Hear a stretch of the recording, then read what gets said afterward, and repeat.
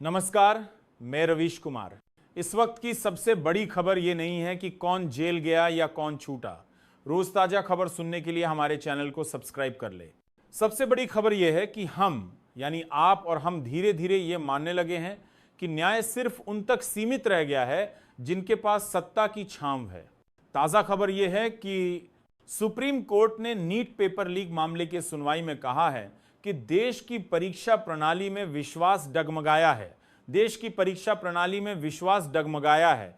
सोचिए, देश की सबसे बड़ी अदालत कह रही है कि युवाओं का भरोसा टूट चुका है और दूसरी ओर केंद्र सरकार कह रही है सब ठीक है, कोई लीक नहीं हुआ। क्या ये वही सरकार है जो हर मुद्दे पर मोदी है तो मुमकिन है कहती है? तो फिर ये क्यों मुमकिन नहीं हो पाया कि देश की सबसे बड़ी परीक्षा को ईमानदारी से कराया जाए? नीट का मामला हो या यूजीसी नेट का, हर परीक्षा एक साजिश में बदलती जा रही है।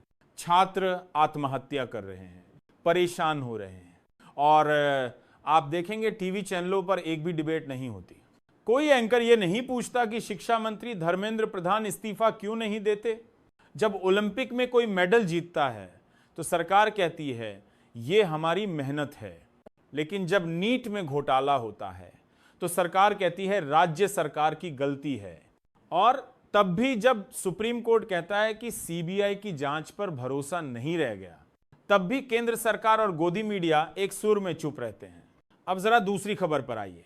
उत्तर प्रदेश के हाथरस में दोबारा गैंगरेप और हत्या की घटना सामने आई है और इस बार पीड़िता की उम्र सिर्फ 14 साल है। सवाल पूछना चाहिए, क्या बेटी बचाओ सिर्फ एक जुमला था? अब आप बिहार चलिए, जहां नीतीश कुमार एक बार फिर से लालू प्रसाद यादव के साथ आने की कोशिश कर रहे हैं। वो लालू यादव जिनके साथ आने को कुछ साल पहले तक भ्रष्टाचार से समझौता माना जाता था, अब वही जनता की जरूरत हो गए हैं। क्यों? क्योंकि मोदी की लहर को रोकने के लिए विपक्ष किसी भी समझौते को जायज मानता है और सत्ता के लिए समझौते की राजनीति, संकल्प की राजनीति को खा जाती है।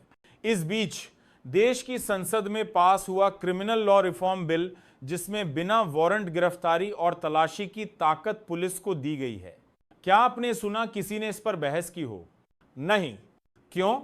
क्योंकि सब व्यस्त हैं। राहुल गांधी माफी मांगे और मोदी जी ने क्या कहा में। जब पेपर लीक होता है छात्र हताश होते हैं, जब रेप होता है बेटियां मर जाती हैं, जब कोर्ट कहता है सबूत नहीं तो आरोपी छूट जाते हैं, जब मीडिया इन सब पर चुप रहता है तो आप क्या करते हैं? आप मोबाइल उठाते हैं, रील्स देखते हैं और कहते हैं छोड़ो यार, सिस्टम ही ऐसा है।